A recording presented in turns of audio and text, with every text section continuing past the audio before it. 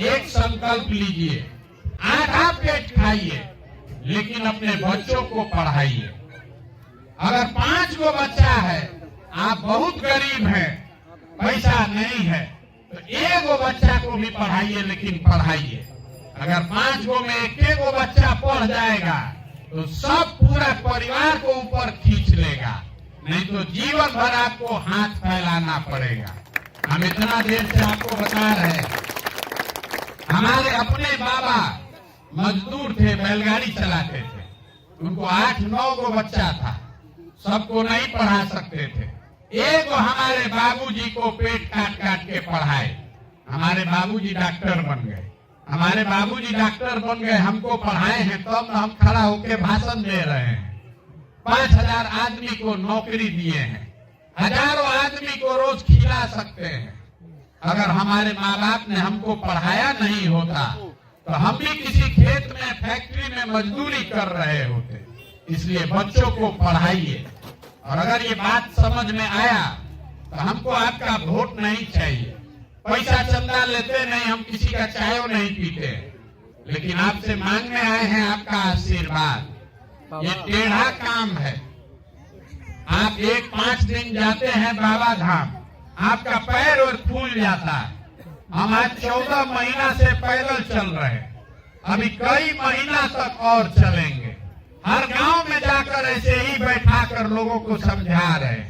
अगर आपको लगा कि हम जो बात बता रहे हैं ये ठीक बात है, जो प्रयास कर रहे हैं ये ठीक प्रयास है, तो और कुछ नहीं, एक बार हाथ उठाकर दुआ और आशीर्वाद दीजिए और बताइए कि ये प्रयास होना चाहिए कि नहीं होना चाहिए। होना चाहिए। सबको बताना है, होना चाहिए कि नहीं होना चाहिए। होना चाहिए। इतना देर से हम आपको सब कड़वा बात बताए, आपने हमको आशीर्वाद दिया है, एगो मीठा बात बताकर घर भेजेंगे।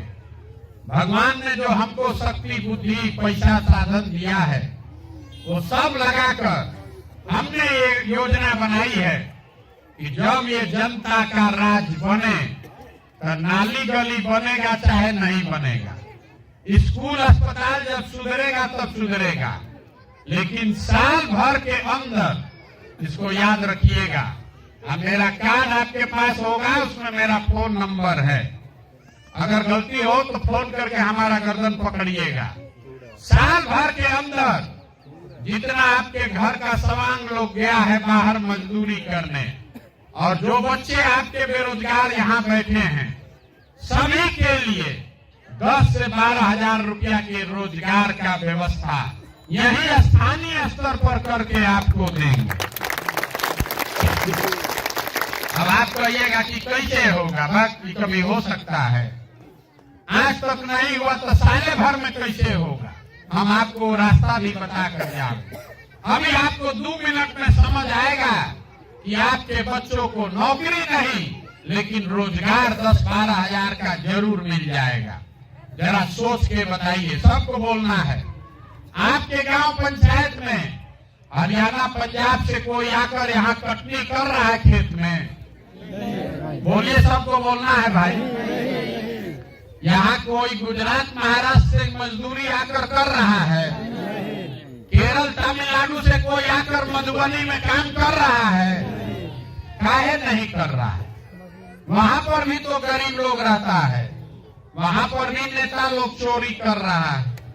उन राज्यों में भी इसी देश का कानून और संविधान है, लेकिन किसी राज्य से लोग 10-12 हजार रुपया के लिए अपना घर परिवार छोड़कर दूसरे जगह नहीं जाते।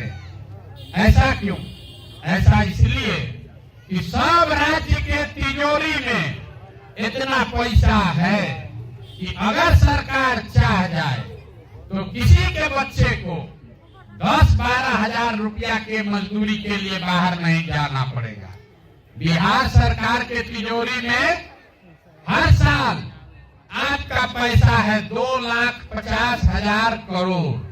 याद रखिए, 2,50,000 करोड़ रुपया गरीब का पैसा है बिहार सरकार के तिजोरी में।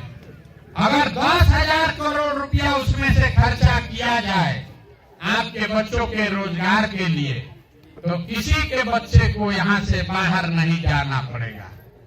2,50,000 करोड़ में 10,000 करोड़ कितना हुआ? 100 रुपया में 5 रुपया।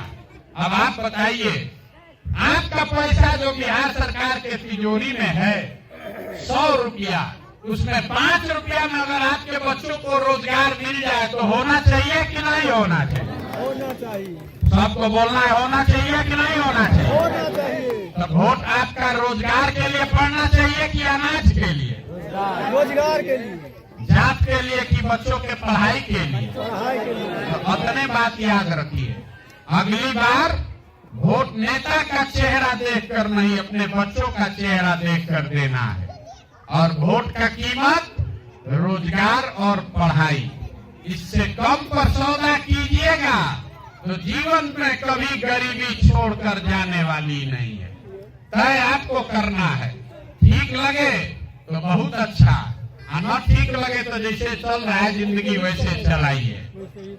हम आपको एक नारा लगाकर खत्म करेंगे।